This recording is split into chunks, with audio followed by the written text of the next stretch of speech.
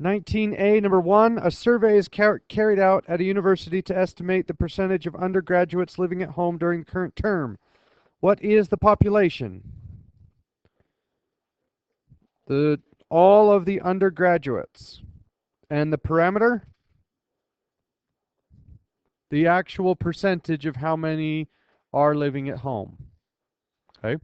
And then we could sample them and create a statistic that we could use to make an inference on the parameter.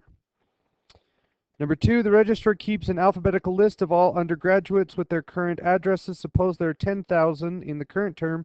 Someone proposes to choose a number at random from 1 to 100, count that far down the list, take the name, that name, and every 100th name after it in the sample. Is this a probability method? Yes, because there is an element of randomness. Is it the same as simple random sampling? No, why not?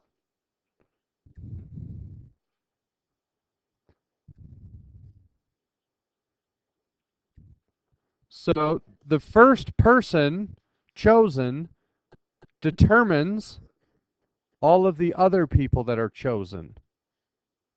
Does that make sense? The only randomness is the first choice. Okay. And is there selection bias in this method of drawing a sample? Ooh, I see yes and no. Why yes? Okay, why no? Unless you want yes? Um, so does anybody see a problem with doing, yeah, how is the list, of 10,000 undergraduates random? It's alphabetical. So are alphabetical names random? Well, it might depend, right? It might depend on where you live. It's kind of hard to decide. Caitlin, you said no. What does the back say? I imagine it says yes.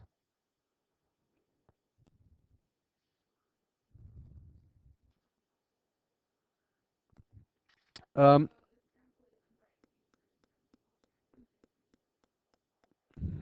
okay, it said no. Now, I would argue against that if if there was some sort of bias inside the alphabetized list. A better idea, in my opinion, would be to randomly select 1,000 numbers out of 10,000. But anyway, so said no. Well, sorry, Bailey, we were wrong. I was on your side. So I guess that's assuming that the alphabetical list is random. Okay. Number 4. In the Netherlands, all men take a military pre-induction exam at 18. The exam includes an intelligence test known as Raven's Progressive Matrices and includes questions and demographic variables like family size. A study was done in 1968 relating the test scores of 18-year-old men to the number of their brothers and sisters. The records of all exams taken in 1968 were used. What is the population? 18-year-old men, age 18. And what is the sample?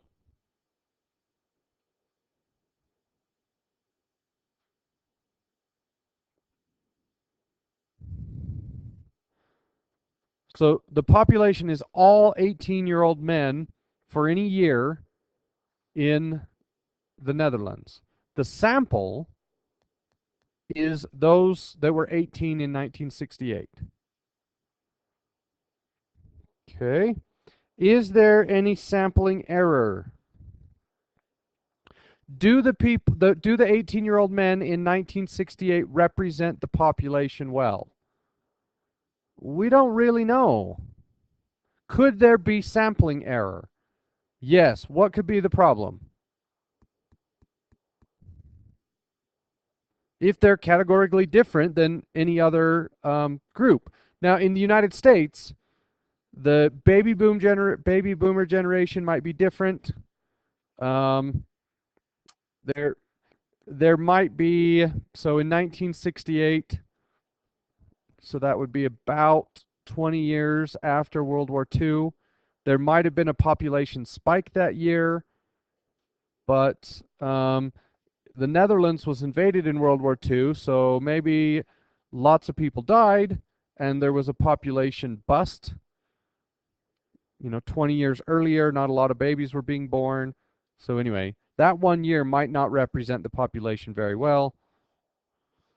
Oh, but wait a minute, it says sampling error. Ooh, I might change my mind. If they talk to everybody, is there error?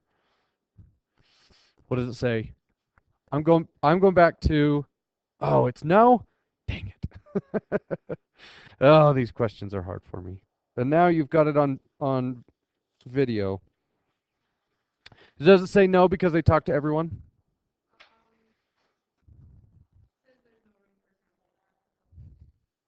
Because they talk to everybody. Okay. Oh, I'm 0 for 2 on those questions. Okay, about 1930, a survey was conducted in New York on the attitude of former. Wait a minute. Does that worry you guys? There aren't a lot of questions like that on the tests. We're more about calculating the percentages.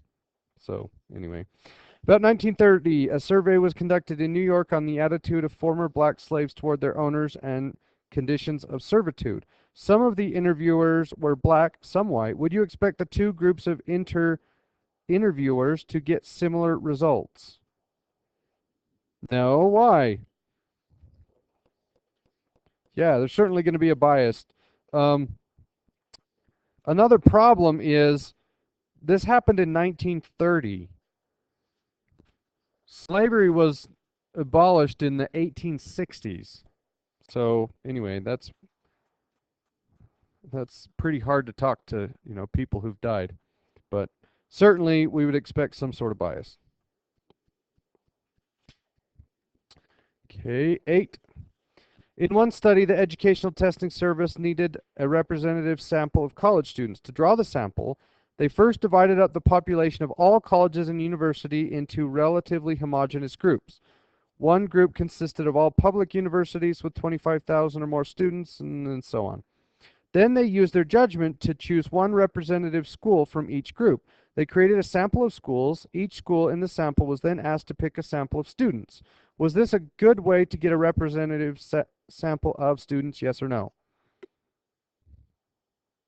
No. What did they do wrong? Let's go down the list. Splitting schools into similar groups. Is that a problem?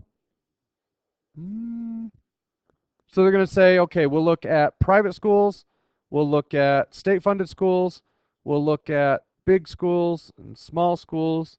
Is that okay? Yeah, that's fine. Okay, next step.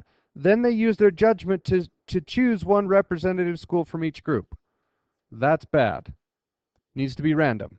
So we can group the schools together so that group A consists of large state-funded schools. Group B could be small state-funded.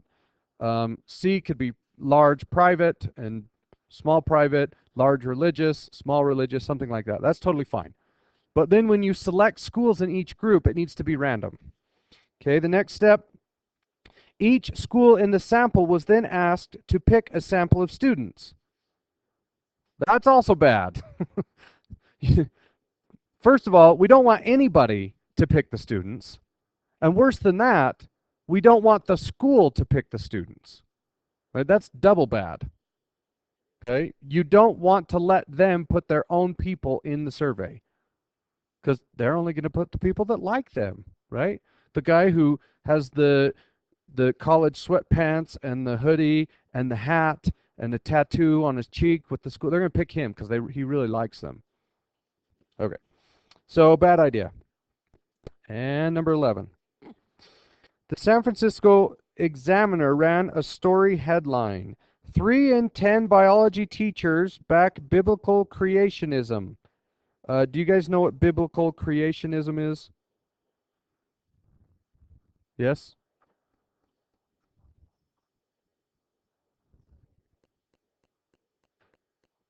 Okay, good. So, 3 and 10, 30%. 30% of high school biology teachers polled believe in the biblical creation, and 19% incorrectly think that humans and dinosaurs lived at the same time, according to a nationwide survey published Saturday. We're doing something very, very, very wrong in biology education, said Dana Dunn, one of two sociologists at the University of Texas, Arlington. Dunn and Raymond Eve, oh, that's interesting, sent questionnaires to 20,000 high school biology teachers selected at random, that's a good thing, from a list provided by the National Science Teacher Association and received 200 responses. The newspaper got it wrong. Dunn and Eve did not send out 20,000 questionnaires. They chose 400 teachers at random from the National Science Teachers Association list, sent questionnaires to these 400 people, and received 200 replies. Why do these corrections matter?